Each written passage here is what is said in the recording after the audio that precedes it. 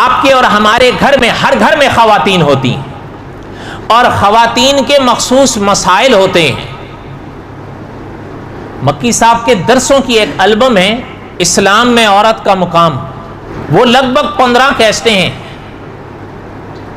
اور ایک ایک کیسٹ تقریباً 1.5 گھنٹے کی ہے.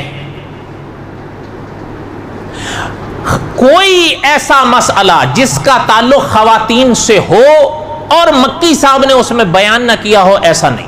ہمارے حضرات اللہ تعالیٰ حرمین شریفین سب کو لے جائیں، جاتے ہیں وہاں سے زمزم لیں گے، وہاں سے کھجور لیں گے، لینی چاہیے، رومال لیں گے، کپڑے لیں گے، نہیں لیں گے تو یہ چیزیں نہیں لیں.